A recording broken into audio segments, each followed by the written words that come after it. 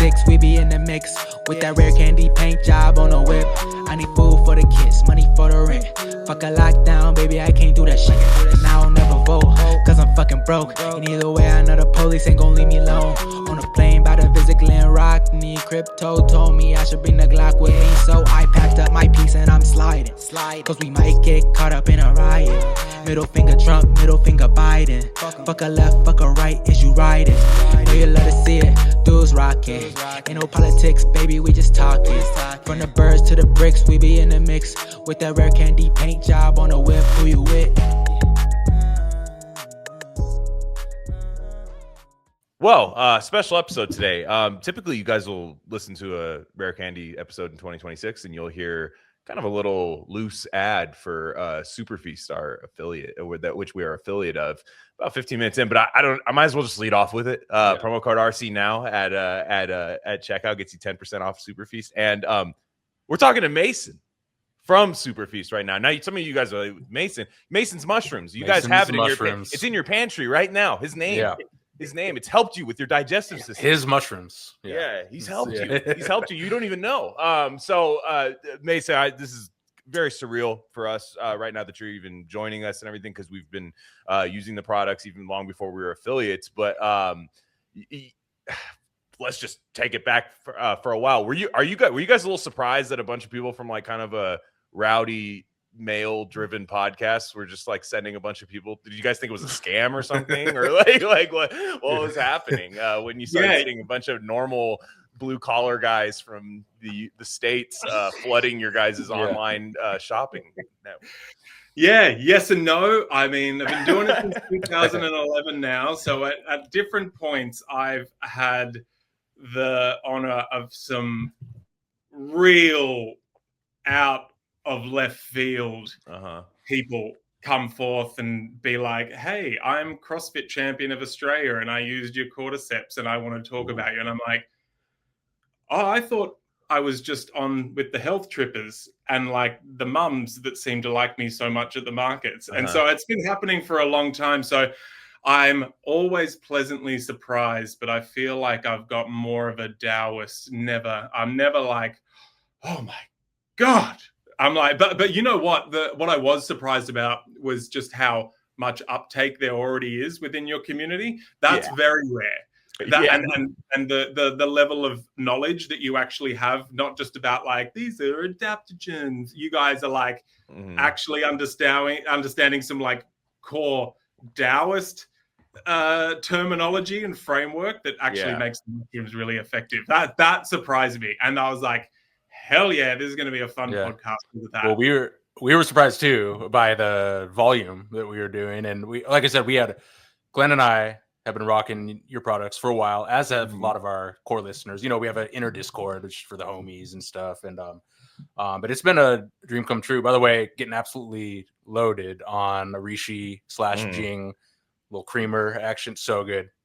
Turkey tail and lion's mane in my cup, guys. As absolutely, as is customary. Yeah, but I just got to say, we love you guys. You guys are so generous. I remember before we were even affiliates, and I've tried so many different brands and stuff. A lot of them I do love. But I remember you were doing a promo, and then you gave a new customer promo for like the new, first time customer, and I was like, oh, they probably won't stack. And then I logged in and did it. They stacked. And then you're like, oh, free Mason's mushrooms on top of that. I'm like, oh, damn. All right. And then I get the box and there's like 2 free Masons. There's like a Mason's mushrooms free. And then like another little packet in there. He just showed up. He just showed up at your house. He was exactly. He's like, here you go. Can I help you with that? I just want to show you. White glove delivery. White glove delivery. Yeah, absolutely. Exactly. So I was like, all right, these guys are legit. And I mean, like I was saying, well, maybe you could I just am begging to understand.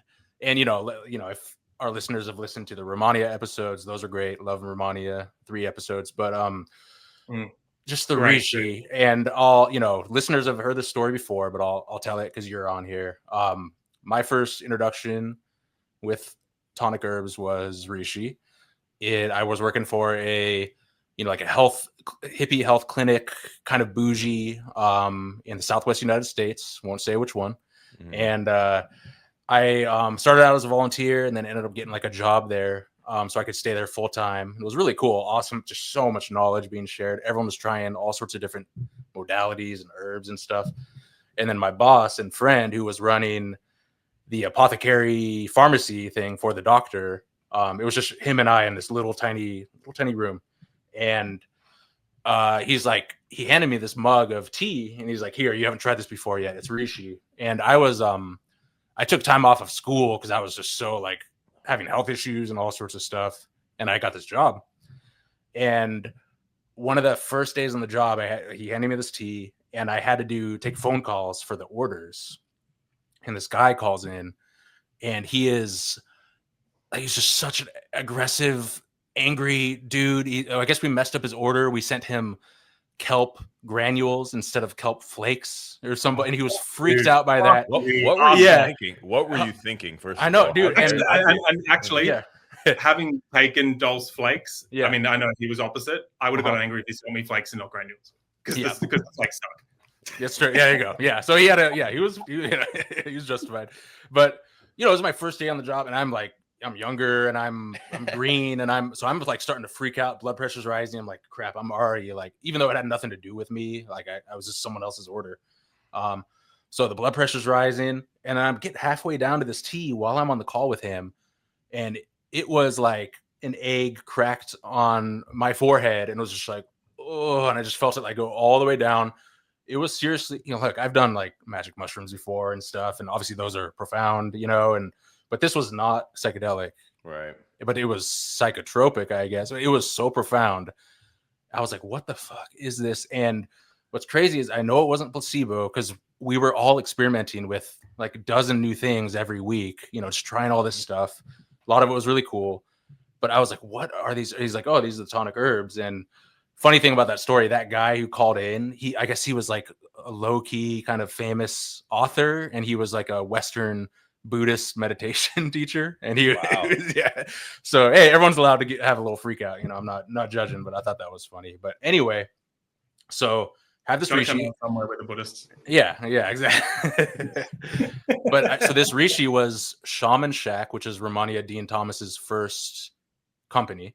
Reishi extract, 10-to-1 extract, and then it was incredible. And then I got into Ron Tea Garden, dragon herbs and stuff, but I just kept trying all these different reishis. A lot of them were 10-to-1 extracts too. They were legit. They had polysaccharide content, all that stuff. And I just could not find that feeling again. It was so rare. Even, I don't know, even herbalists that were lauded as so great and everything. And like, I would still take reishi because I knew it was good for me and stuff, but it never really felt that way until I found Superfeast and I tried your guys' reishi. And we were emailing a little bit. What's the deal with that? What's the deal with? Because that's what I care about. Why is it so good? Obviously the immune system stuff is cool. I love all that, but the reason I want to take reishi is for that feeling, that calm, that bird's eye view, that's mushroom of spiritual immortality thing. So maybe you could riff a little bit about that.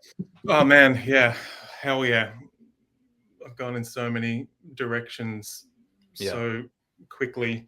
And I will. And everyone listening, I'll often slowly stumble into a conversation. No, you're on the perfect podcast for that. Yeah, believe me. Sounds great. Yeah. I mean that thing when you first have a tonic herb like nail you is that level of connection that you get when you find like one of your medicines. There's lots of terminology around that. I don't know if Stephen Harrod Buhner, the herbalist and earth poets, come up much. You're nodding. Like he talks a lot about whether it's a soul connection or that heart perception of there being like an exact intuitive connection of what that herb is. And there's stories of people going through the Amazon on a boat and been going for hundreds of kilometers. And then all of a sudden, like two people on the boat will just be like, bang. And they'll look through the green wall of herbalism and they'll both see the same herb through the trees. And despite the fact that it's like, whatever, like, 30 meters away, they'll both recognize whatever, unya de gato, cat's claw, or whatever, and be like, "What we need to go and gather all the stories." Stephen Buhner talks a lot about where he has a patient. He's great. And he goes, highly recommend his books. He's cool because he's a really down to earth hippie herbalist, and he's for the fellas. He writes the men's herbalist book. He will get your hormones. He was the one that's like, why are they all estrogenic? Why is there no androgenic herbs? And I'm going to bring, and it's because herbalism is, and shamanism and herbalism generally is emerged from the females. I mean, like the Wu in Chinese medicine, they were female. So shamanism is in the Taoist sense is a female business, and and there's and as we go along, there's male business, female business, and it's nice to kind of come back to that as well and respect everyone for their strengths. But he's like, and we need like rock and hard boners, and that's exactly correct. And so he wrote that pine pollen and brought that androgenic kind of conversation to macro the herbal industry, which was really cool. But that conversation where he talks about like sitting with a patient, he spent so much time getting the theoretical and the textbooks, he understood classification of herbs, but spent so much time also just sitting with herbs and tasting them and smelling them and getting a sense of them and letting his heart perceive it. The heart, having that 50%, whatever it is, neural, whatever it is, it's like lots of neural cells. So there's actually a sensory capacity for our, for our peripheral nervous system to take in information. Just that skill, you hold it in the heart, and then you shoot that up and you let your brain and your heart, and that's a big thing in the Tao, that's the interface, is the heart mind. That's the interface. And so a big part of like, once you get to like the cultivation of spiritual potency outside of the cultivation of vitality and reaching your physical destiny, which is also the spirit being in within the body and landing in your spiritual destiny. That's called the Ming Gong. But the Xing Gong is when you have that slow, more of a deeper comprehension of what the actual meaning of the essence of something is, or what that source essence of something is. Anyway, he spent lots of time doing that. So there's that kind of interface. Once you get past the heart mind, then you can get into Xing-Gong. Whereas Ming-Gong is out there. It's very heart mind. And everyone thinks the heart must be like the thing that's like, it's where you get all the spiritual. It's like, no. Mm-hmm. You move past that neural comprehension of the heart even, and you get to a completely different thing when you get to climbing the mountain of spiritual potency. It's going to be very relevant when we get to the Rishi conversations, but he kind of really trains that. And it's what you're talking about there is you'll get a couple of those real good intuitive or accidental moments where all of a sudden you'll, it would have been your actions and your intention that was in the background of your heart mind stumbling towards finding Reishi. And it was kind of Reishi for me when I took Shaga, and then I was like, oh, and then when I took Eucommia bark and Hishu and a tonic for the first time, I just got like absolutely floored by them. And I was like, holy shit.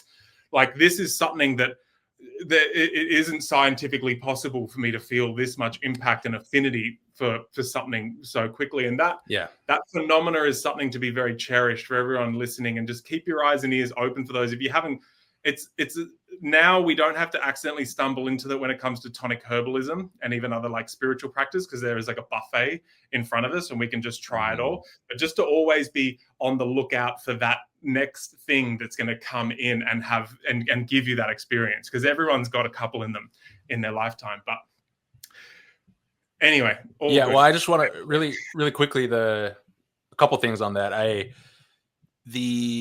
appreciate you saying that about it not being scientifically possible, because I do appreciate the whole science angle of studying the herbs and everything, and I think that's cool, but you cannot nail this down with molecules and stuff. And I don't know. And on the Hoshu Wu thing, I believe Ron Teagarden, that was the one that smacked him first, was like a Hoshu Wu formula. And like I said, if you're depleted, especially if you're a man, this is the best thing about being a man with the herbs, is like you can have a youth of, not giving a shit and, just doing crazy shit or whatever.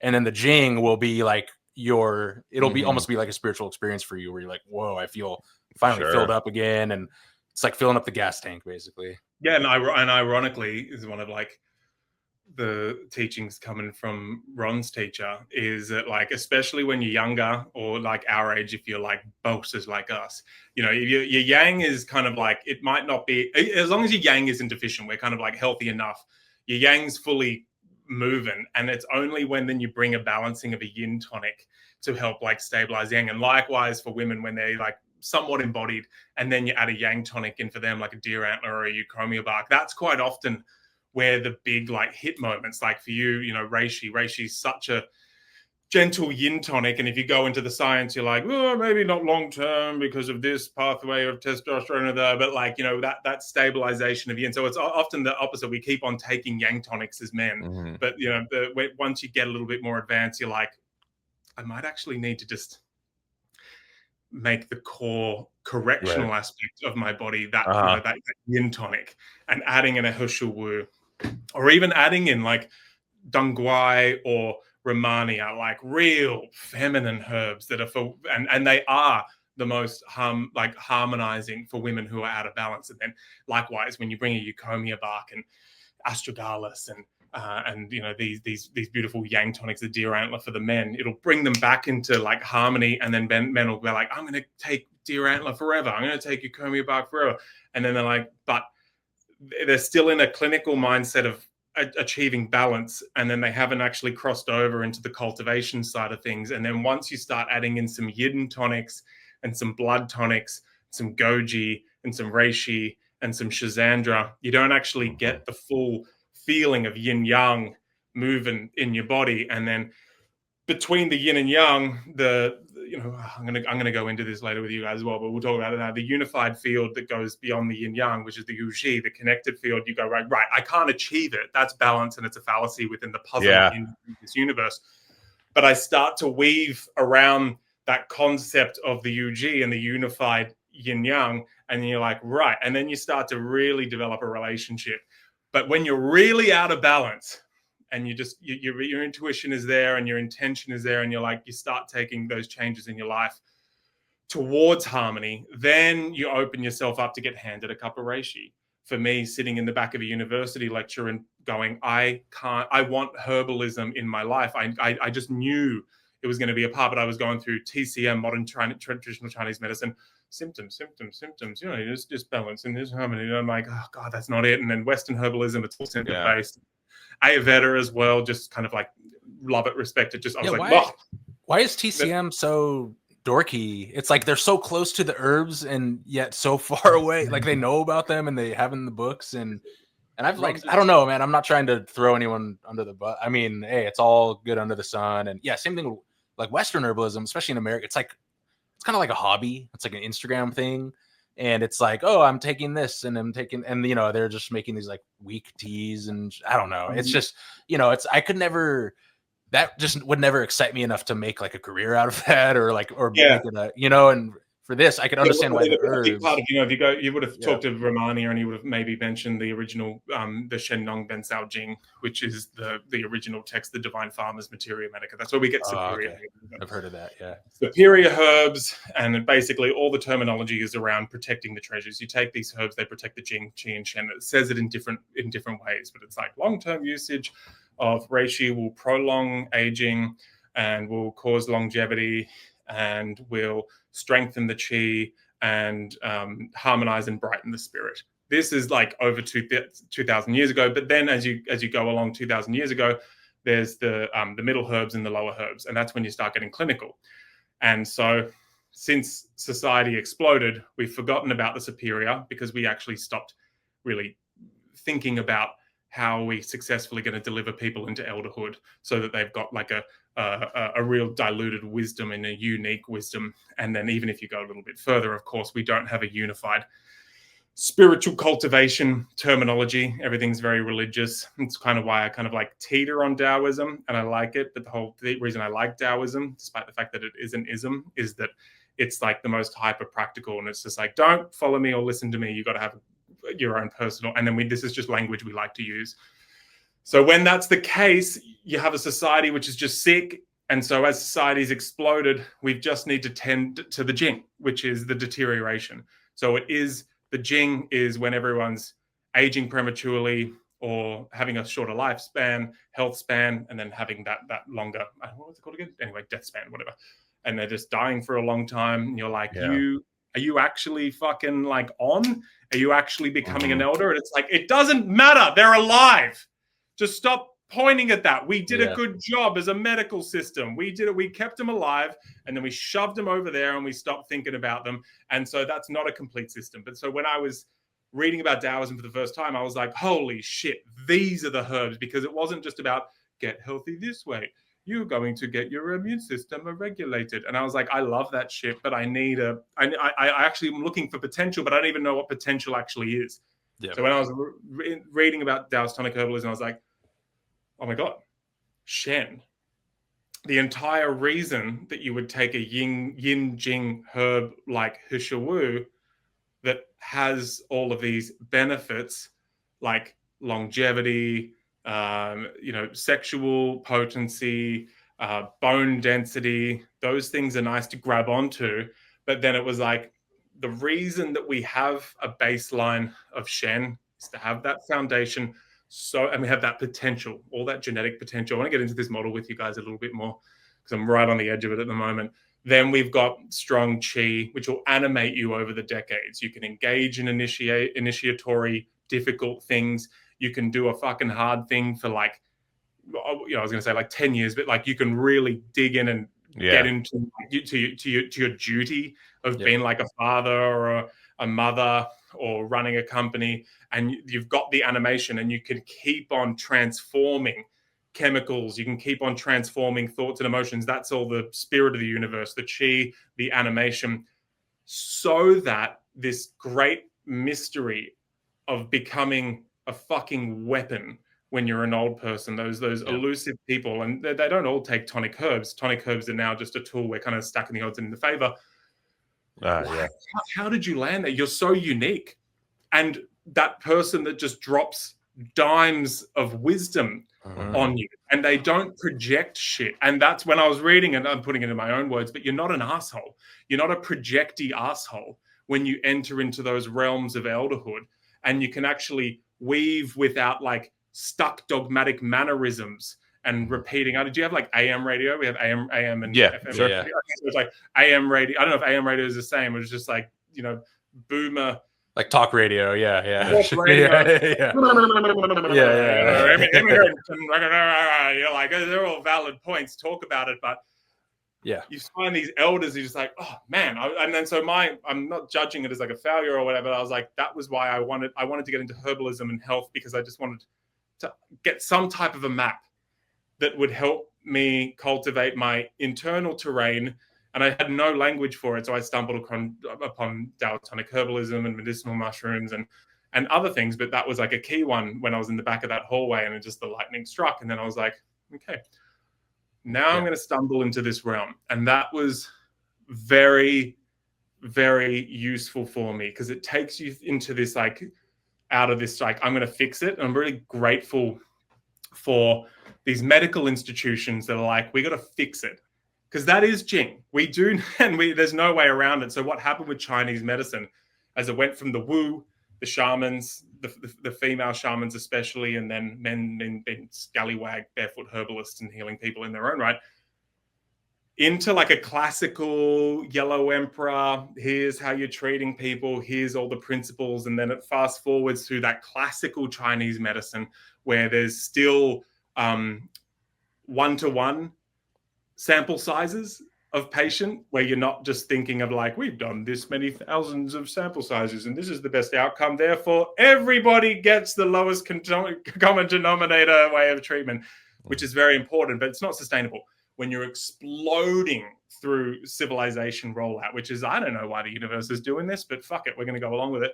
Then when you hit Mao and the 50s, Rhonda Chang's book is good for anyone that wants to dive into this, Chinese medicine masquerading as EYI, which is masquerading as medicine.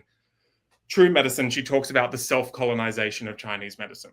And so then that's what Mao was able to industrialize and commodify Chinese medicine. And that's what sent it out there through the Western channels that were acceptable. Like, there's the renal, and then there's the cardiology, and then there's the hepatic and stuff. And so they're like, right, we'll fit it in here and here and here and here and here.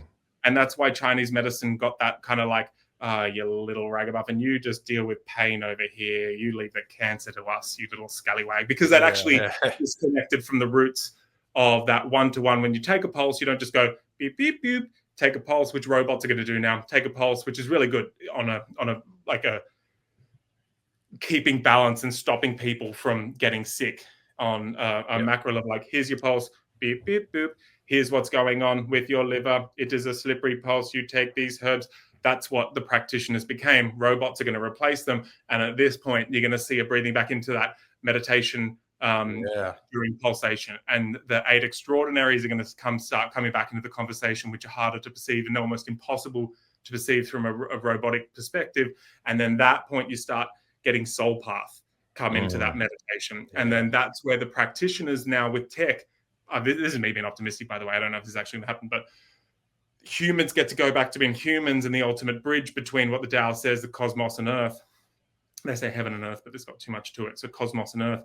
And they get to really get into the pulse and do enough practice in themselves to clear themselves as practitioners. They're kind of like similar. I still try to do this in the way that I approach my herbalism, is remove your own agenda and just really, not just root cause, but just really allow that meditation is you take that pulse and allow that person's like true essence to sing up at you. You can't tell them what they need to do. You just can talk in metaphor in that invisible terrain that's emerging up, and that's all, and help them create more malleable maps, because that's all we can do. There's terrain, which we can never know. Only ourselves can know. And then I can't even be trusted with my own terrain. I don't know what the fuck is going on in there. But I've got a better understanding of everyone else. But as a practitioner, we're like, let's provide the most up-to-date map of that terrain, of what that next step is and what your soul path is trying to achieve and what's trying to emerge. I think that's what's going to happen. But that's what happened with TCM and a lot of these institutional medicines. And they're brilliant as long as you can get good boundaries and just have a relationship with them and just know what they're for and what they're not for. And we're hoping that as we move along, we'll have space between all of those things. I'm going to go on another little tangent quickly. So from the Tao, because it's important, it quite often doesn't get talked about in Taoist tonic herbalism. And it's a big miss, because you need macro comprehension of Taoism if you're going to approach Hishiwu and Reishi and spiritual potency and Yin Jing. You need to understand what the end map is and or what the end intent is. More or less, there's like a basic map of just like the Tao, which is like, for my teacher, he's just like, just don't think about it.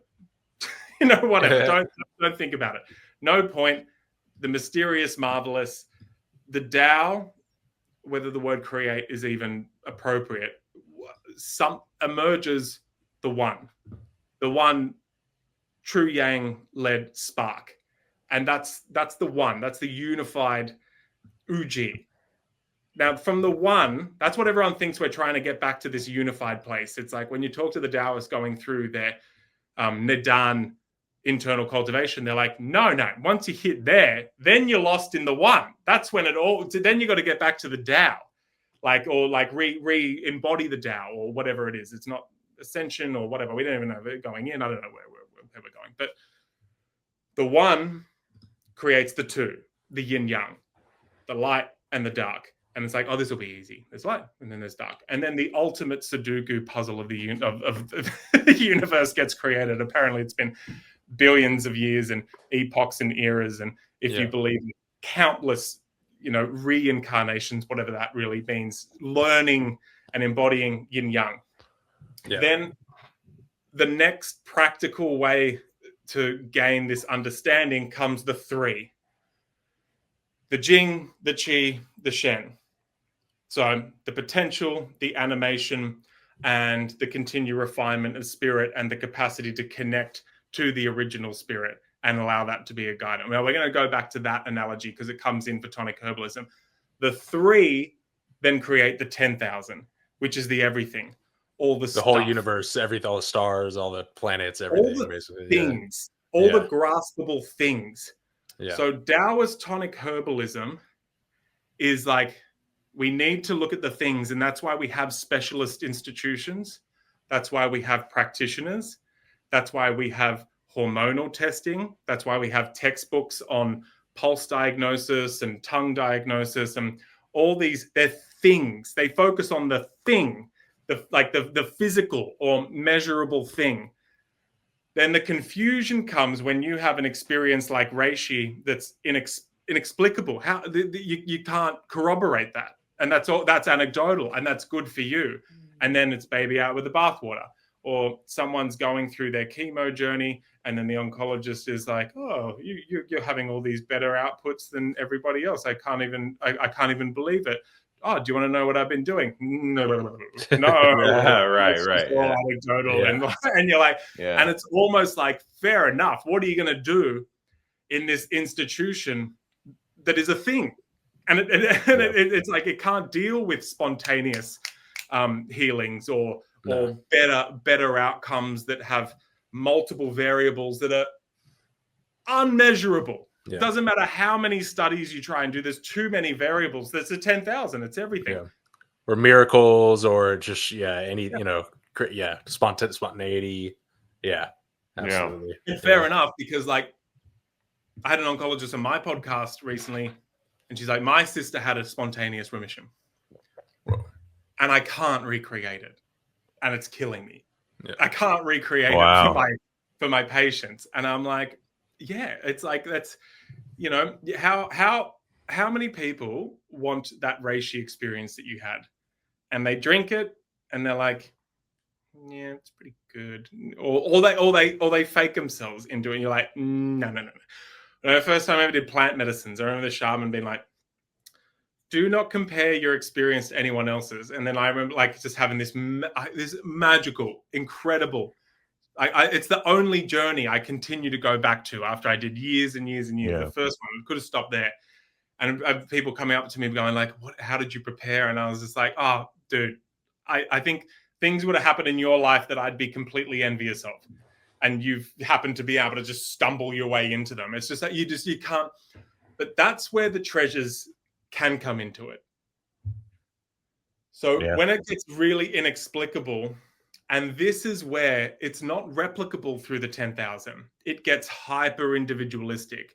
So creating better outcomes in the 10,000 is very valid. And then going into patient study size of one individual becomes very valid, because once you throw the 3 blankets over the things, everything in your life, and you can use interchangeable words, the words don't matter, Jing, Qi, Shen over the things, and Jing, Qi, Shen of your body, all of a sudden that starts becoming less mysterious, because all the Jing, Qi, and Shen are a blanket over the things, the stars, and then the treasure is all of the space between the stars and what's created through the existence and interaction of all those things. And that is why it's very valid that we've got these commercial Chinese medicine, commercial cancer treatments, all these things. We're trying to keep up in the 10,000, and we have to keep on going. And inversely, for yourself, you need to go back and throw that blanket and extract another part out of yourself and start comprehending what those are. And then you start getting these like, oh, it's not like magical intuition. Oh my God, I just had this inside dream. You start actually becoming skilled in perceiving your Jing, which is like, we go genetic potential, it's your sexual, it's your bone marrow, it's your longevity capacity. Once you throw a blanket over enough things and your mind goes, right, and then you get past the heart, heart perceives what it is and the mind perceives what it is, then you go beyond that and you get a further sense of what Jing actually means for you. Then the sovereignty starts to emerge within yourself and that like authority. Yeah, I just wanted to make sure I bring that. And then we can go into like how Taoist tonic herbal classification extrapolates on the treasures, and we can actually get a better analogy of really picking those tonic herb formulas and little concoctions for ourselves. Yeah. I don't have nearly the extensive history with any of this stuff that you guys do, but just a few years ago, I tried a Jing blend for the first time, and I didn't know what it was. I poured it in the cup and I drank it. I didn't know anything. I mean, we had, even when we had talked to, I think it was Romagna at the time. I don't even know if we had talked to him yet, actually. Yeah. But I think we just, you might have suggested it to me or something. And I put it in there, and I'm like thinking it's going to be chamomile tea, and I'm just going to put a blanket on and have a nice night. You know, that's what I think is going to happen. But I go for my afternoon walk that I normally do at this, and it tastes good and everything. I said, oh, this is nice. Okay. And I just look, and I just found myself staring at a tree for a long time. Not psychedelic or anything. The tree looks like a tree would on any day, but I just started just looking at it and just looking at every aspect of it and just looking at it and said, oh, that's nice. And then I just kept walking, and then I realized I'm just noticing everything around me a little bit more. And, you know, I think my problem that I still have to fight, it's a battle I fight every day, honestly, but especially at that time, and I think most men go through this a lot. I can't speak for women, but I'd imagine there's even some of that there too.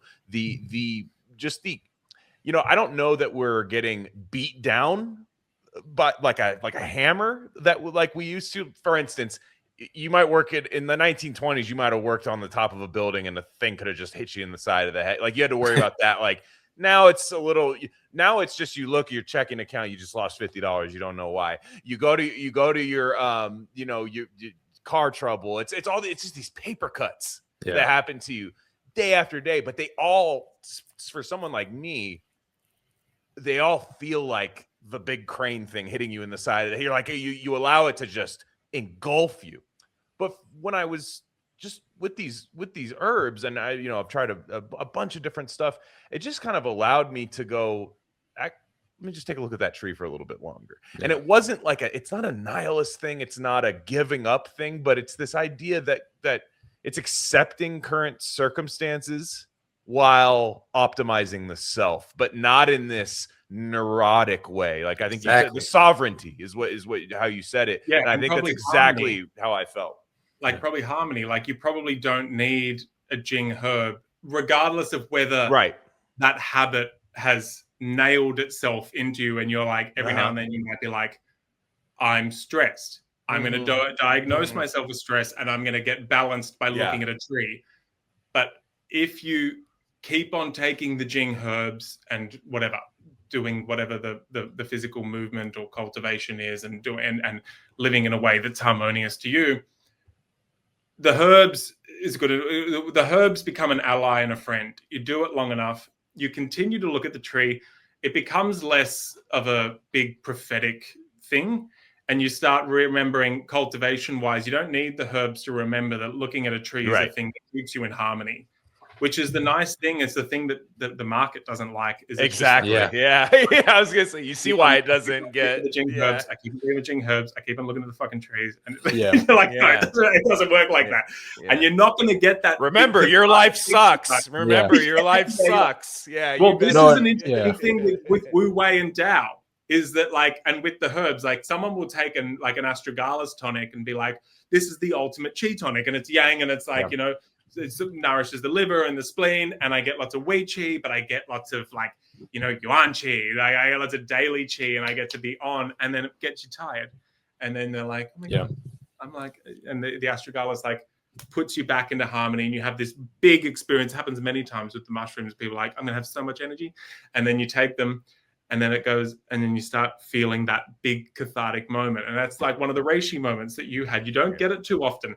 When you get lightning hit you like that, it's so precious. Like when you see that herb, or when you hear about that herb, or maybe it's a place, it's not mutually exclusive, but you're like, that's intention-led living smacking you on the side of the head. That's going to be like, you get on your path, that's going to bring you the smoothest flow towards your destiny. And your destiny is dying as a fucking badass without regrets. And so it keeps you in all the boring Taoist things. Stay in harmony. Excess is not good. It's so boring, but it's not. It's just practical to make sure that in a macro view, all the Western things we say, you're not going to be a dickhead. You won't be abandoned by your family. You'll be able to hold your tongue, and it won't be the most important thing to remind your grandchildren that they need to fucking, I don't know, vote for Democrats or whatever your thing is. But it started the moment, and this is why the herbs are so special, as many things are special, but there's only so many things that have this capacity to have that level of impact that you actually stop and look at a tree. And then you're faced with the moment, you can either absorb it or not. And over time, that becomes a core practice for you. And it doesn't become a new identity where it's just like, I gotta become a tree person now and I got to do tree tea and play with trees. It's just like, if you absorb it, that's one less thing you have to worry about. You got, you know what I mean? I would have never looked at it. I would have never looked at it. And it's not even about looking at it. It's just like I was going on that walk stressed out, thinking you about noticed that you were noticing. It was like meta noticing. That I was noticing it. I felt in control of that. I felt like more of myself, and it was this kind of accepting. Like what I mean is you'll see a lot of like men's health products right now, and they'll be like, you take this whatever, I don't know, some thing, and you'll just have this level of testosterone. You'll get your labs back from your doctor. You'll look at that and you'll high five your doctor, and you'll both go like, I'm a man. And that's what's going to happen, where I don't need to look at the chart. I don't need to look at this. Like it's which is tough because people need charts as convincing evidence. A lot of times we're a very materialist society.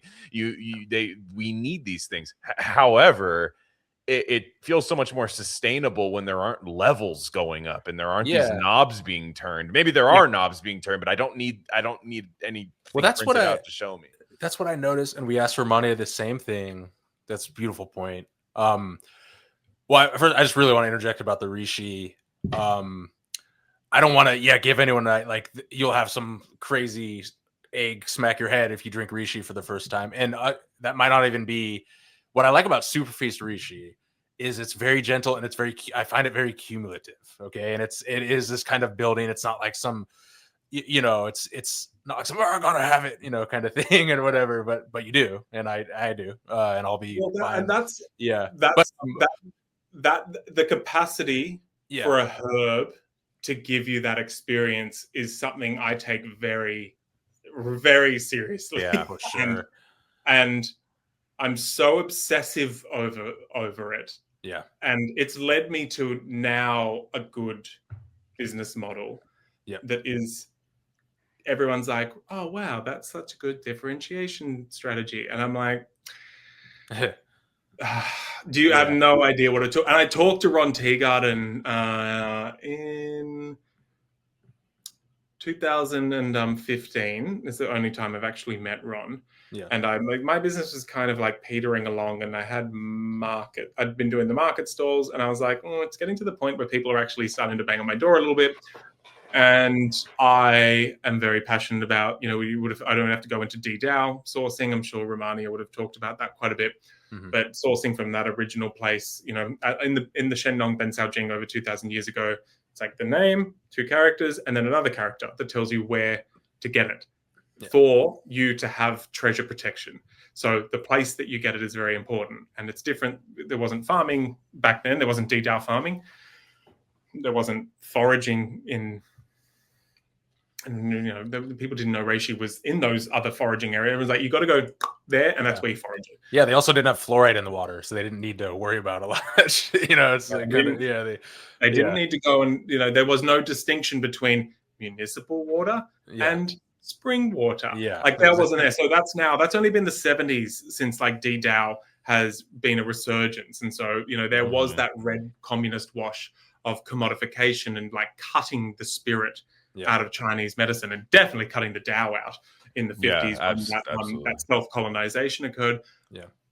But there's been that resurgence since the 70s. There's been that restoration of like, and it's not that I talk about it romantically, but it's just like when you go to like a deli, like a real specialist Italian deli, and you're like, is it organic? And because you're used to going to Whole Foods, right. It's not organic.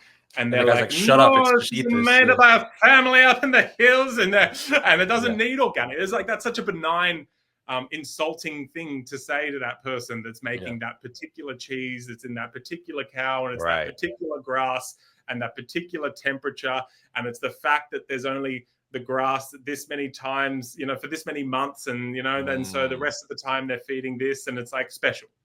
And that's all D-Dow is, you know, like maybe not as curated, but it's just like, yeah, cool. That's where the reishi was said to be. It's this elevation.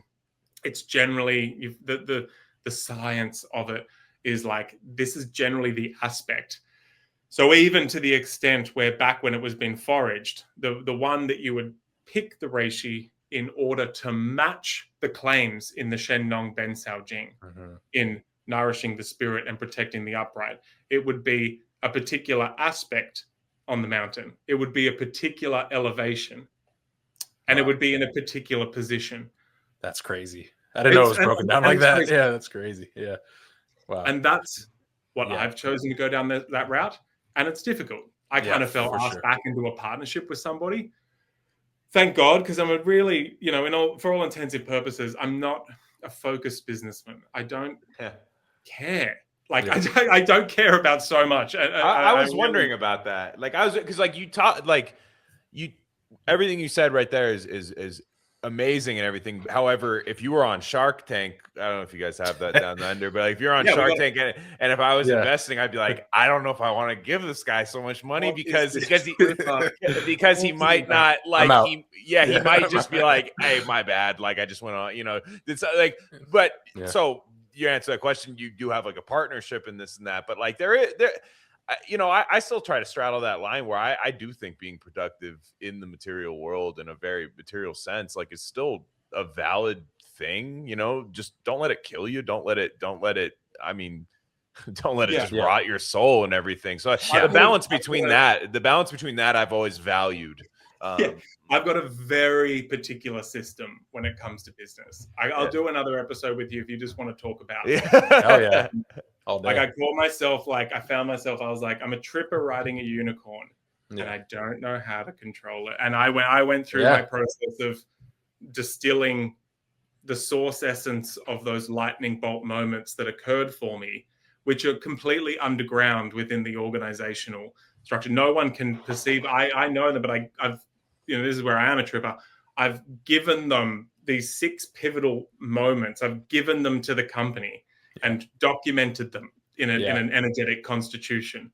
And from that's like where you take the pulse, the spirit, you know, of this, where I think ideas come from the cosmos, but like, you know, they come from somewhere, whatever. The idea I had or the intent that kind of emerged happened because ontological things happened in my life. And if they didn't happen, I wouldn't have created a business that was focused on lowering degeneration and creating superhumans and helping people become elders. That's what that's all I care about. And if I hadn't had particular moments, I wouldn't have had the Superfeast romance with ancient Taoist herbal medicine lineage occur. So I've given those moments to the business. It's documented. And only from there do I extrapolate the why, how, what that derives all strategy from. And the virtues that are actual intentions that emerge from the organization. I can feel them. And I don't like shitty, like, we have integrity and we balance in this. Like, I really find them offensive. And when you're a tripper and not someone like me, who I can't sit in there and be the CRO, chief reminding officer, and continue to manage people. I do not have the patience. And so it's a real problem and we need more people, not to say like I'm saving the world or anything like that, but I feel like we do need more people that are off their head. And there almost is like a bit of a karmic, you can feel the karmic obligation that I've just and I think is why we create organizations. And I've decided to birth that karmic obligation that I have and I sense, and I've given it to the organization, and I will remain the steward until I die or until something else happens, which I don't expect to happen. And that's how but it's real to me. It can't get corrupted because I can, you know, again, for all intensive purposes and just whatever the word, the karmic word, there's a good word for just like, I can feel it. It'll impact me. If it goes off course and drifts, I'll feel it. So that when I was talking to Ron, and it was starting to go off, and I was like I think I was at a longevity conference up in Anaheim. And I was like, can I just get 2 seconds? I've got a mushroom company. You've been like a massive mentor of mine. And, you know, like many people, like, well, there was like a few of us, but like, I was like, at that point, I was like many people have created companies. And I was like, but I'm getting to the point where going organic is, I can see the market, like it's going to be hard. I don't know whether I want to do this. Like I've got a disabled mother I'm going to need to look, I'm going to need to like take care of. I'm starting to realize I'm going to have to like not just bleed for something, and I'm going to have to actually make it work as much as that kills me. And he's like, wow, I'm like, it kills me. I don't think I won't be able to stay focused anyway. And I was like, but D Dow, he's like, oh, he's gradually voiced it. He has, he's like, you guys, you can feel it, right? And I was like, or whatever. I think he said something like that. And I was like, yeah. He's like, you're gonna have to go, follow through with it. And I was like, that's all I needed to say. It's like, all right. So there was the responsibility. Wish I'd had the maturity and know how to balance capturing a source essence and then being responsive. Like my whole business, my business has Jingqi Shen. Like the Jing of my business being the assets, role description, like organizational chart, which is an upside down tree, by the way, organizational chart, the inventory and the balance sheet, then gives, you need the minimum amount of Jing, then you go up into OPEX, you know, the amount of cash that you're spending on things, that's just the chi that animates. And the only thing that matters is the delivery of Shen, which is effective throughput. So that effective turning of inventory into a sale that is extrapolated out and sits right next to it is, for me, my evolutionary purpose statement, which derives straight from the source essence, those lightning bolt moments that occurred to dramatically lower disease and degeneration, create superhumans who may enter in the realms of elderhood. Then you get to the how. It's like through the lineage of Taoist tonic herbalism, walking with people as they go through their herbal and healing journey. What we do awesome, badass mushrooms, adaptogens, and formulas, and blah, blah, blah. The what is later.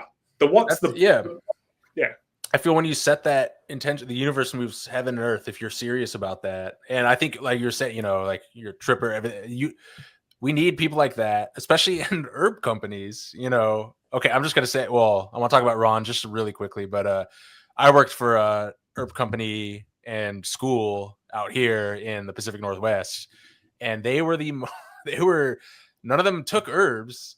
None of them, you know, in my interview, I was like, yeah, I'm really into Reishi. Like, have you guys ever taken that? And I was interviewed with like 10 people on a Zoom, and they're like, no. I'm like, so anyway, that's as an aside. But I remember watching a Ron Teagarden video on YouTube, like the Dragon Herbs video, and they all have like 300 views, which is funny. So he's doing it for the love of the game. Yeah.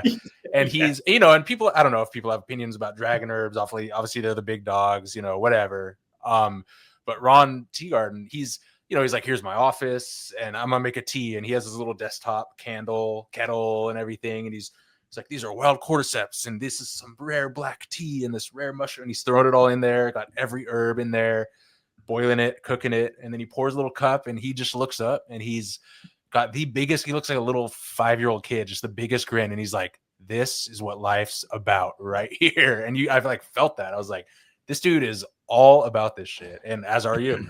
And I love it. I mean, and again, it's a map. Like all of it's just a map. And so I imagine, you know, I'm trying to respect the roots in which that came from. You know, many other people, not just Ron, but, you know, Ron, his teacher. And then you got to be nice and slow and patient and build it into relevance for the mass evolution and prosperity of humanity and Earth, while not losing the root. And I can already see, I talk to people and mentor people who are going to be direct competitors for me. And I lay out the whole plan. Not many have the tenacity, not many, but the amount of people who would have started mushroom companies because of Ron and, you know, David Wolf, and then there's other people, or because of me. You know, there's a few that have the gem, and you go, right, if you feel it, you're gonna be able to go and extrapolate. Because Tao, it's not the sake of, we don't want people onto Taoist tonic herbs. Yeah. You want Shen to be protected. And what does Shen mean? You know, and so that can sometimes be, other companies are going to be able to respect and really go slow enough to understand what Shen means outside of a Taoist terminology and within a Taoist terminology, and then advocate for it in other businesses and other mushroom companies and herbal companies that are going to deliver that, because we all do have the same intention. And in the meantime, I'm going to be a badass competitor to them because I'm adaptable as Yeah. well, and I'm going to crush them. And likewise, I have other people who crush me. Who Well- when I wobble and I don't know how to actually get market penetration because I'm a true tripper and I don't know how to communicate effectively. Well, I'll just say, as I'm far from the most sophisticated herbal connoisseur, but I can tell. I'm just like, look, I've tried a lot of brands. I've tried a lot, and I like, Force Schematic. I like all those anything cool like that. I'm like, that's Heroes cool, are too. Yeah, but I'm like, if as terms of competition, as long as you guys keep pumping out the Rishi and the Shisandra you guys do, I'm good. I don't think in terms of competition, I think you guys are top of the Christmas tree just for my money. Thank you. Promo code RC now, Superfeast. And that's because you have an intention like that. That eldership intention is a very specific thing. You might not even think about the word elder, but long play is what you're talking about. Yeah. And so I'm not going to be that. My reishi might not be the best for an oncologist working on a particular tumor, nor for someone who's just going to go organic and flog reishi out into the market and capitalize. But I do want to let's talk about reishi and just extrapolate on the DDAO a little bit, because it does we kind of like it's a good example of how many times have you heard reishi called the mushroom of immortality, and it's the mushroom of spiritual potency. It's really people hear that, and it came from Ron or Terry Willard in his book, the Canadian herbalist who wrote the beautiful his reishi book. I think it's called Reishi, Mushroom of Immortality, or Mushroom of Spiritual Potency. Now, people, when you start a business, unintentionally, even if you have good intentions, your marketing eyes open up and go like, even though you're like, oh, I'm going to use that and it's going to help me with my purpose. And because the thing is, with a shitty purpose, I'm going to get everyone onto these herbs. There's no anchor of integrity and lineage and intent. And also, like, not just anecdotal, but like classical data of how that was decocted and how it was consumed in order to give that exact what does mushroom of spiritual potency mean? Oh, it's just a cool thing. The Taoists would walk around high-fiving each other on Wu Dang Mountain going, woo, we're going to call this the mushroom of the spiritual potency. It's like, you got to really think about, like, literally why did someone along the way write that? Like, why was it depicted in heaven and no other herbs or mushrooms were really depicted in heaven? Like, why are immortals holding it? Like, what does it mean? What do classics say about it? What does it mean? Was it talked about differently in the Shendong Bensao Jing? Like, and how were they decocted? And then it gets down to the point. It's like, well, what was the preparation method? How were they sourced? How were they grown? When were they picked? Then from when they were picked, when they were extracted, did they boil the shit out of it? Did they not boil the shit out of it? And all of that. Like, this is where I was for years. I was like, I know I've got it kind of nailed, but I need to sink my teeth into it, because I can't compete with the people that are just going for clinical reishi and all that kind of, or just like, I don't want to just say mushroom of immortality. That's so empty. I need it to mean something. And so I'm not going to go into all the text and anything, because I'm going to try and be succinct because of the time. But when you do start asking those questions, it starts getting very offensive. And I'm fucking offended when someone starts saying, this is known as the mushroom of immortality. Here, we've grown ours on oats, and we use a bunch of mycelium, or we do a 1-to-1 extraction, and we just take the whole dried mark, and we boil it, and we get a little bit, whatever comes out, we then use all of that crushed that mushroom powder that was crushed, we extracted, and then we dry all of it down, and then that kilo that you started with becomes the kilo of powder that you take. So it's got the whole body of the mushroom. It's got all the chitin and the fiber in it. Likewise, it's got all the mycelium in it. Or some people are just using a whole ground powder. In Australia, because they're listed medicines, you have to use a certain amount of dry equivalent in your extract. And I think the minimum you can get to is like a 30 to 40% before you get your one claim is corroborated by a classic. Then you get your one claim, then you can list it as a medicine. The rest of it can be whole ground mushroom. And then they're like full spectrum. And it's like, if you're really specific about what, like, we've just finished with our research scientists doing a full data analysis on mushroom decoction practices and the outcomes and all the latest data there is on the biological outcomes. So I'm kind of like, as much as I'm a tripper, I've got a full-time person on regs and data analysis within our business, so that we're fucking highly grounded in reality at the same time. Which is trippers need to be. That's the whole point. I'll perceive with my heart to the fullest extent, and then I will send that information out to the mind, and I will make sure I will go and corroborate that as much as I can with the data to ensure that I'm at least sniffing in the right direction and I'm not just bullshitting myself. So when it comes to reishi, and you go back into what were they doing, what were the practices that led to them going, there are classics that are like Shen tonics like a Shen tonic. Let's go through a quick analogy of the treasures, right? So let's just look at the life. We'll look at it as like a vessel, like a boat, kind of like, getting you from destination A to B. So it's like a snapshot of like, you've got yin jing, which is like the hull and the timber and the fuel reserves of this vessel you're taking through life in your body. The yang jing is the engine and the ignition and your capacity to have material for repair. Once you get into qi, there's 4. You've got your capacity to integrate. So it's kind of like processing, supplies and information and systems. So you're integrating new lessons as you go along. There's transformation qi, which is like being able to change sails and adjust tact as different things occur within the across the seas and across the journey.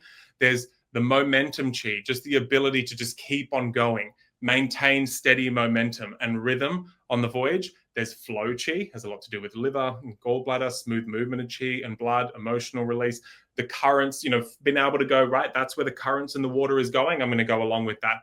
Then there's the yin side of the qi, which is blood. So you've got the blood building. So that's the nourishment of the, the nourishing, the food and the nourishment for the crew and for you, and the ballast to just bring, just that little bit of a stabilization. And then the blood vitalization is just that, like, right, supplies going off, clearing all cargo, so on and so forth. Then you get to Shen. There's Shen stabilizing, which is the yin, and then you got Shen opening, which is the yang. So all the treasures have a yin and yang side, because remember we were talking about the 10,000 moving you back to the 3. The whole point of the treasures is you got to move back to the 2, to the point where it gets between, like, am I going yin or am I going yang? Because you can't think about treasures all the time. It's too complicated. So then lots of the Shen tonics are stabilizers. So they anchor, and they make sure that you and your captain and the way that the captain is responding is steady. When you open up to Shen, that's when you actually start getting to the real goods, when you get into Neidan spiritual cultivation. You're not just vitality and getting to the end of your life. You're really getting some comprehension of the essence of the universe and the cosmos and the connection to the original chi and the original spark of the universe. And comprehension is the word that you do. You spend decades sitting and doing standing practice, going through your comprehension practice and the cultivation of that chi. So that Shen opening is the lantern on the front of the boat, and then the sun and the stars that you use to navigate to get towards your destination. Now, this is why the Shen tonics are so prized, is because when you start talking about albizia flower, polygala, reishi, the asparagus root, fly in your meditations, like, they create these conditions where your reading of the stars and your reading, your ability to keep that lantern really nice and tight, so you're going in a direction where you don't have those crazy regrets at the end of your life. Really romantic, but really practically.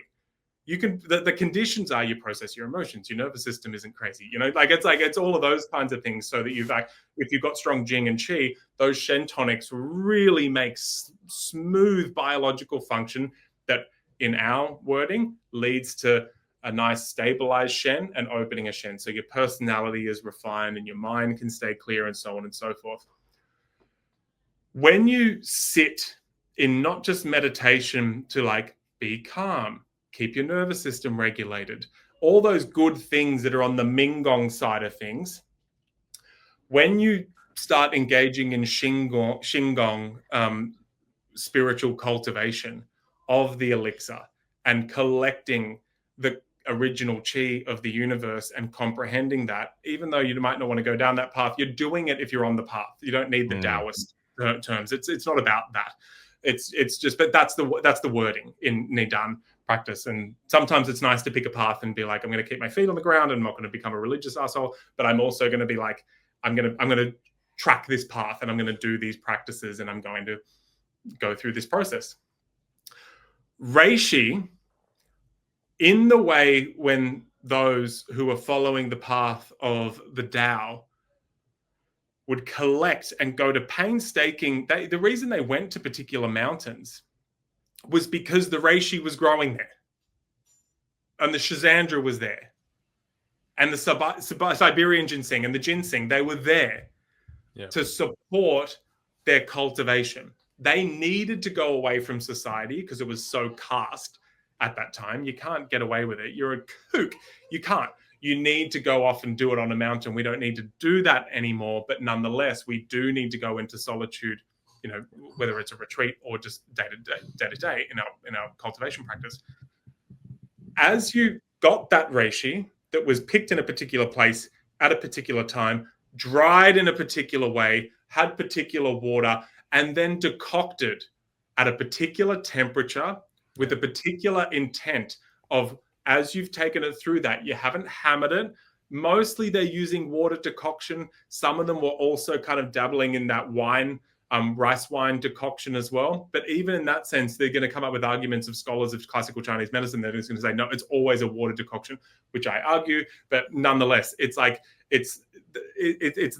traditional extraction. And when you start getting heat, real specific non-industrial heat regulation, and also capturing of oils, which is what a lot of those traditional teapots were able to do and reintroduce those volatile oils. So as that's how they know, they do the tea, or they do, they'd even take it down to a sludge. It wouldn't become a powder like we're doing, but that's more or less what we're doing. We're taking a tea and a tincture, and we're basically turning that into a powder so that you can reconstitute that up into elixir, just like you're sitting on the mountains. And as they would drink their reishi, it's documented and it's somewhat highly anecdotal, which is the coolest thing about it. It's like, if you don't care about this, fuck off. It doesn't matter. If you don't see the romance in it, that's totally fine. For those of you that do, this is real. There's a real thing, but you got to also comprehend the reality for yourself. Don't take my word for it. And then there is a bunch of data that comes out and shows just how incredible and non-specific and non-clinical an extract is like this, and its ability to harmonize the body. And when you extract like this, you get these adaptogenic outcomes rather than these new types of extractions and, using mycelium and using whole extract. That's going to be a fiber. That's going to have an impact. You have to measure the outcomes. You can't just go, the test out there for beta glucans at the moment is this one. It's Megazyme. They're actually admitting it now. It's such a piece of shit test, and it's so easily corruptible. And they're measuring, you get a whole ground powder, and it's like, there's so many beta glucans in there. It's like, that's because you used a digestive acid equivalent to digest down something that's 4 times stronger than our digestive juices, and then you're showing these huge markers of beta glucans, which you're like, therefore we're going to change our entire extraction. We're going to move away from traditional decoction, and we're going to go to these modern extraction styles because this one test is showing that we've got this much of this compound, therefore pat ourselves on the back. And you've completely lost the entire thousands of year tradition that tell you, if you say, especially, I don't mind if they do that, as long as they're like, here's the outcomes. You test this concoction, here's the outcome, which we've just gone and done that now, and we've just kind of blown it out of the water. But when you decoct and extract traditionally, that is the only time that you get not just Shen opening, but the masters will say reishi is the only, I was going to say substance, but it's not quite true, only herb, mushroom herb, that will climb a small part of the mountain of spiritual cultivation with you. Wow. Not just when you get into calmness meditation or focusing on something with your mind meditation, when you've cleansed the heart mind and you go into that other side of health, which is the comprehension of the original chi.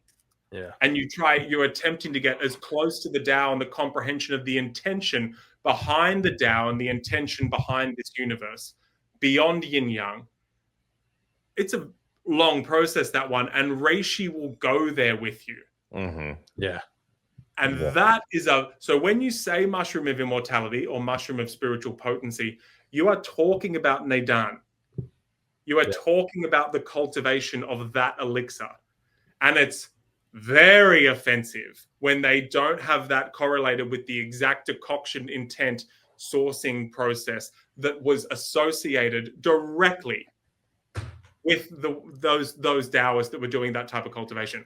Anyway, I think that was probably well stated. And that's why you feel it, because you've got that intent. People that don't have that intent for long-term, real good long-term health, reishi is very practical as well. Protect my liver, protect my lungs, give me some cardiovascular health, give me good chi, be a chi tonic, calm the mind, help me process emotions. It's good on the Mingong vitality side of things as well. And ours, that's what we want general.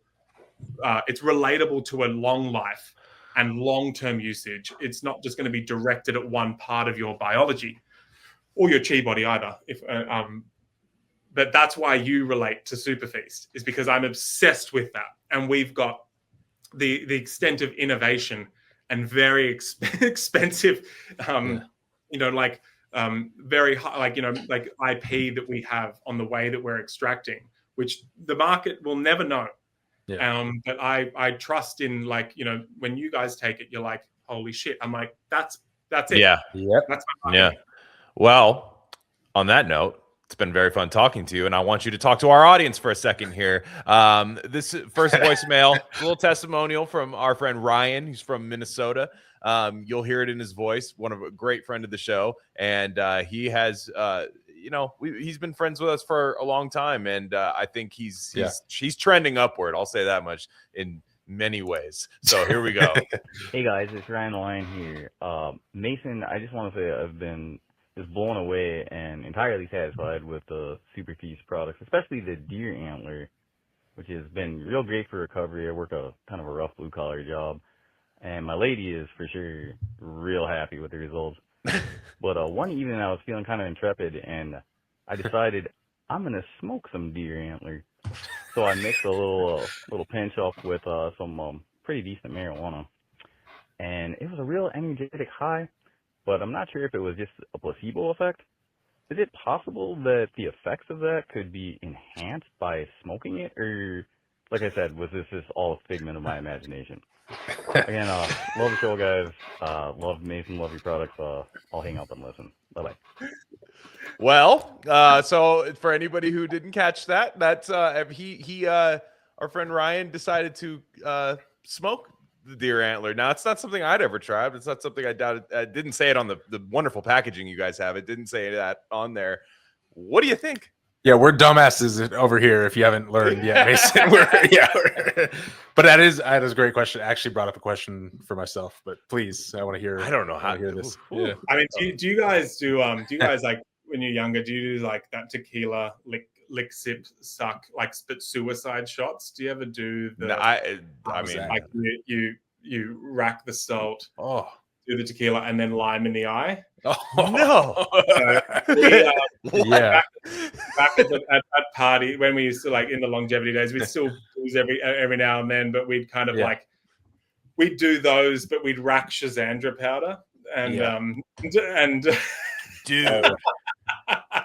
And Yeah. I mean, like, I think technically it can cross that membrane. I just love the idea of smoking herbal materials. There's like absolutely no way that I can say that is going to do anything. But I think there's something very special and about smoking particular herbals, and so I'm going to say no, it wasn't placebo, it was real. Okay, so I actually thought of this question today, and shout out Ryan. Ryan's the best, man. He's it's actually a lot tamer of a question that I thought he was going to ask, so thank you for toning. But I have a comment and a question about deer antler. I've done a little bit of deer antler in the past, Ron Tea Gardens tincture, actually at that bougie health clinic I used to work at. The staff, there was rumors that people would like split a whole bottle and do orgies and stuff, and I was like, whoa, okay. I was never involved, that wasn't me. But then I tried your guys' deer antler, which is the first time I've never had a powdered extract of deer antler, just the liquid. And obviously all the classic effects I felt, because I'm sensitive to that stuff. It's like, okay, this is incredible, Yep, wife very happy, all that. But I didn't realize how it is a consciousness expander. It is like a psi kind of. It's like I feel like that that Shazandra force field, that kind of Rishi force field. I feel that with deer antler. Now, my question, maybe you could comment on that, but what if hypothetically you liquidated it down and maybe like a little bit of hot water and a little bit of oil and applied it topically? Definitely not on the male genitalia. Wink, wink. Like, would that do anything? Or kind of like a yam powder, like a progesterone powder. Oh yeah. Mm-hmm. It's so funny. I've got a little sweat patch. There we go. I hadn't thought about that. I have been thinking about. I've got someone I'm collaborating at the moment with who does a progesterone powder, and I hadn't actually thought about like a topical androgenic tonic. I'd probably assume, I mean, anything's going to be effective. I'd probably assume it's not the topical tonic for that same aphrodisiac kind of effect.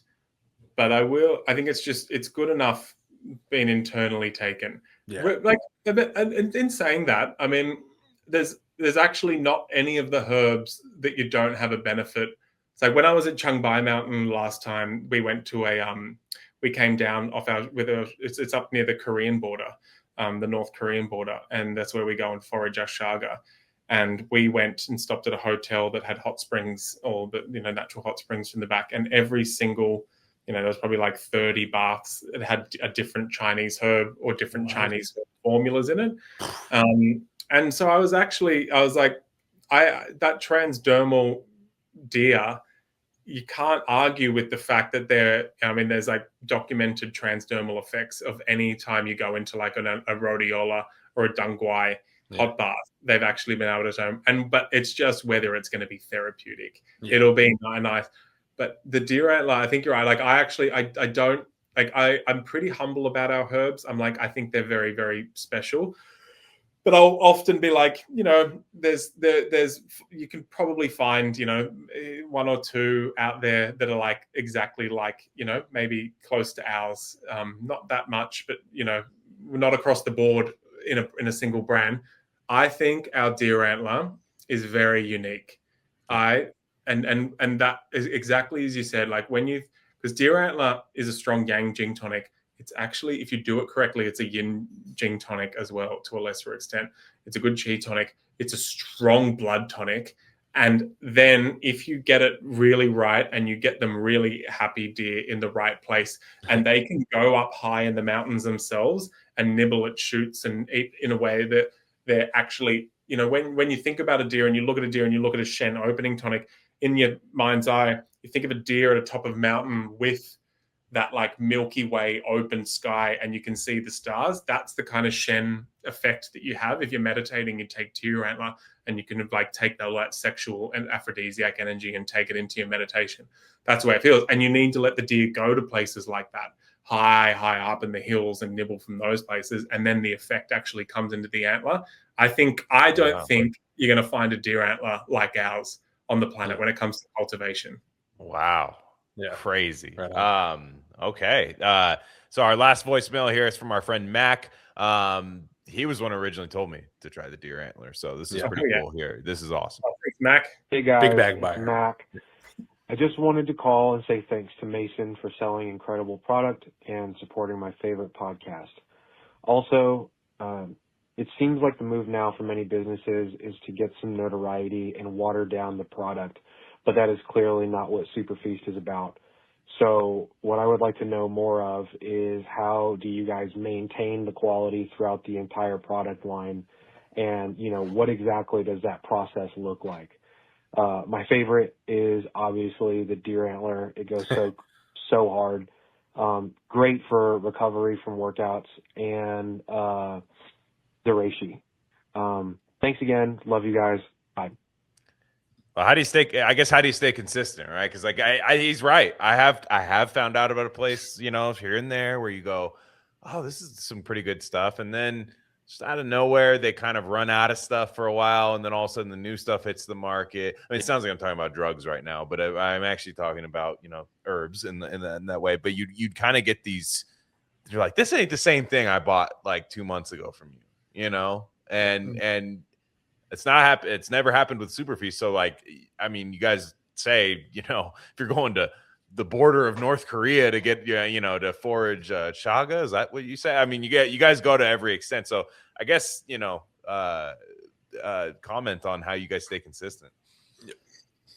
I mean, going back to that source essence piece that I kind of had, I mean, it would be excruciating for me if changes were to occur and I didn't have direct, I've got KPIs, they're impossible to measure, but I've got KPIs attached to that evolutionary purpose statement around disease degeneration, lowering and creating superhumans, which is just, getting people metabolically on, which is more or less about being able to engage in transitionary phases in life and engage in initiations and then integrate and draw those necessary lessons from big happenings in life and then entering to elderhood. We've got those KPIs, and then we've got in 10 years time, we've got ways that I'm going to say that we're going to try and actually measure that within the community and the people that are taking our herbs over a long period. I mean, things are going to come up, supply chain things. And I think it's more about the tenacity of the founder. And if it's not the founder, it's the people that buy it. And often that's when you're going to get shit things happen and scallywaggery going on if a VC or some other company has bought it because they don't understand the essence of which the company was birthed from. But if, it's kind of happened before, from when I've had to move from wild Schizandra to a cultivated Schizandra because it was becoming and not a sustainable foraging in Changbai, kind of similar region to where the Chaga was. And my thinking is that changes are always going to have to happen.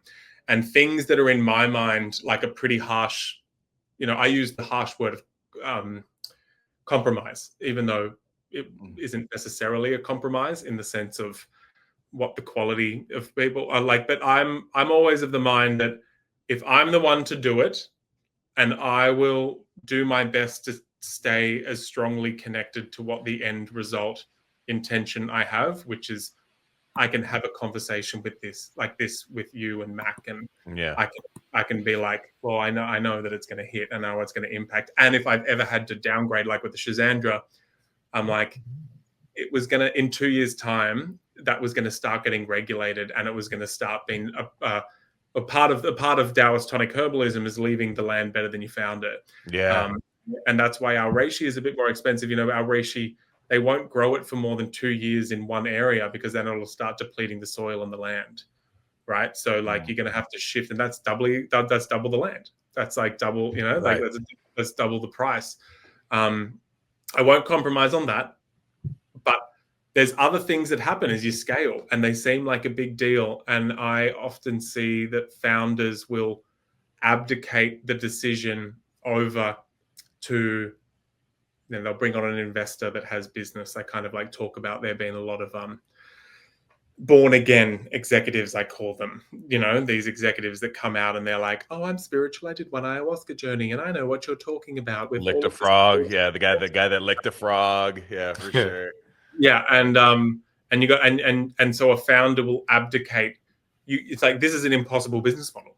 You need to shift, and then the founder won't do it themselves while staying really close to that frame of what they actually are delivering. So they'll abdicate it and they'll be like, "I'm sure it'll be fine." But you better believe that born again executive of that venture capitalist firm are going to have absolutely no fucking idea Right.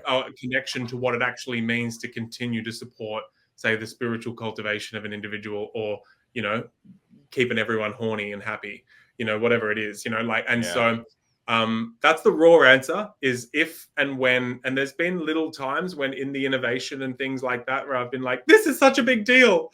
I can't believe I have to do this. I can't do this anymore. I'm going to sell the company. I'm out. I hate this. I'm not a businessman. I just want to go and fucking drama. And then once I calm down and stop being such a drama king, I go, it's all right. I'm gonna do this. I'm gonna be the one to do the compromise. Which, when you look at market standards, I'm like, oh, this is what everyone's doing. And it's always a moment I'm like, oh my god, we're like 99% better than anyone else that has a bigger company. And oh my god, in fact, those people who are doing the same as us, who are small companies, are saying something different. That they're actually just ignorant to the realities of what it's like to have a herbal medicine company, Yeah. and they don't know it. It's just the fact that I've become not blissfully ignorant anymore, and I'm having to change things in order to stay in alignment with integrity. And it's hard. I don't love running a business and going through those processes, but that's my honest answer, is that I'm always the one making little shifts if something becomes economically unviable, Yeah. or, you know, commercially unviable. I know my intent, and I'll always make that decision that stays completely aligned with that intent. That's lovely. That's lovely. Well, Mason, I can't thank you enough for joining us. We're proud to be, you know, affiliates of Superfeast, and we're happy to talk to you and everything, and really added a lot of context to the thing that I'm putting in a cup of boiling hot water, you know, like, and you know, just kind of really adding the context to it. So we thank you for that. Yeah, man. Yeah. So, obviously, guys, you know, you can support Mason at Superfeast. You say you have a podcast too, right? Through the Superfeast podcast, which I sporadically put episodes out. Yeah. Very cool. Love Very that. cool. Well, that's awesome. That's awesome, guys. Well, so I know. Thank you for the people who left voicemails. I know some people left some other voicemails. Was not going to play them for you because it didn't have anything to do with that. But I do have those, guys, so don't feel like you got slighted there. I do have those, and they will be played for another time. But on that note, guys, everybody have a safe week, and we will catch you guys next time.